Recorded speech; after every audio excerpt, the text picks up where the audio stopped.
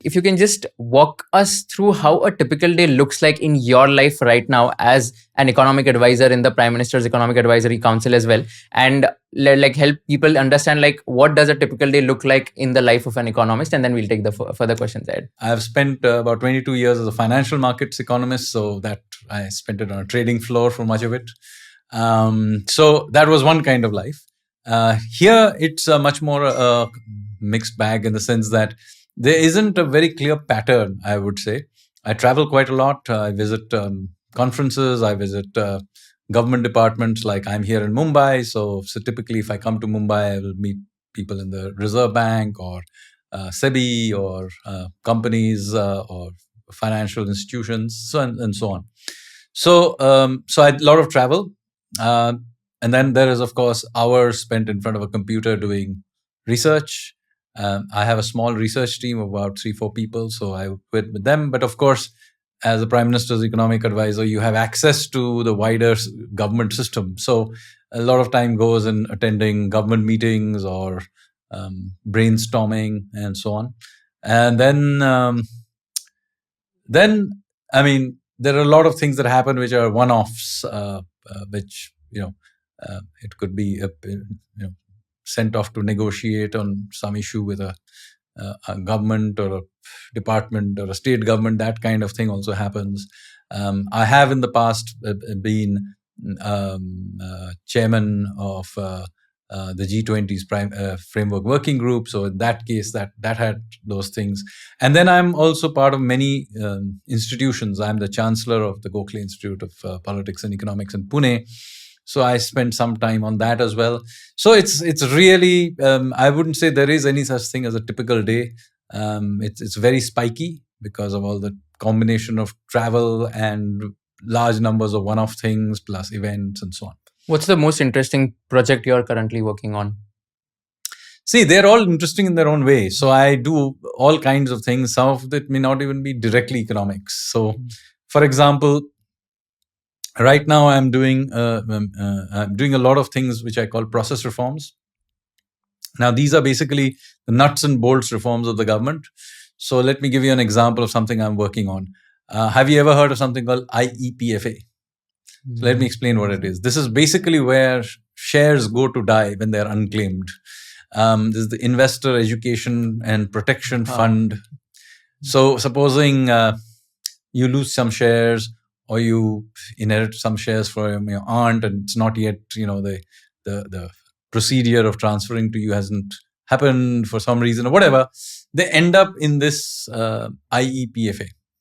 Now, taking that money out of there is impossible. And there are similar problems with deposits, with EPFO and all that. And I have highlighted them in my writings. But let's take IEPFA, something I'm actually working on. So we want to open this, then you have to do all kinds of things. You have to go in there. You have to map the entire processes. So it turns out that there are 25 steps that need to be done in order to take your money out of IEPFA. So that needs to be simplified. Then you need to negotiate with various stakeholders and so on. So each one of them is very meticulous. Now, would you say I'm excited about it, spending this time doing it? No, it's very tedious work. But the real high you get is when you solve it and literally lakhs of people benefit from it. So that is the high. So similarly, I've done many, many such reforms over the years, and that's what keeps you going. But then there are things which are completely unlinked. For example, I am also simultaneously, I pursued and built a Gupta period ship, which some of you may have read about. In May 21st, we actually inaugurated it. It's now part of the Indian Navy. It's called INSV Kaundinya.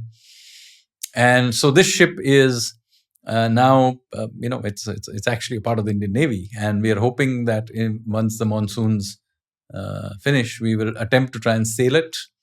And then if that works out, we will try and sail it to Oman in December. Now, all of this sounds exciting in retrospect, but making that ship required meticulous work, which is also mostly tedious. Okay, I mean, I had to first learn naval architecture. Then I had to go and hunt down whatever we knew of ancient Indian ships. Then I had to find somebody who remembered how to stitch ships together and some traditional knowledge of it, and so on and so forth. Then make a model, then test it, take it to IIT Madras and put it in the towing tank, take the results, look at it. So what I'm trying to say is that you may think that building the ship is more exciting than IEPFA process, but in fact, the amount of work and the type of work is actually mostly similar. So I keep telling people that it looks all very glorious to see some guy winning an Olympic medal and standing there, but that lasts 3 seconds. Most of it is about turning up every day and doing the tedious parts. And so yes, a lot of the work I do is tedious, but I do it because I believe in the work. If you learned something new from this video, do share it with your friends and subscribe to this channel so that we can bring you the best content possible. Also, if you want to watch this entire episode, click on the link in the description box and you can go to Kushal Lodha YouTube channel and watch the entire podcast episode. Thank you so much for watching this and have an amazing day.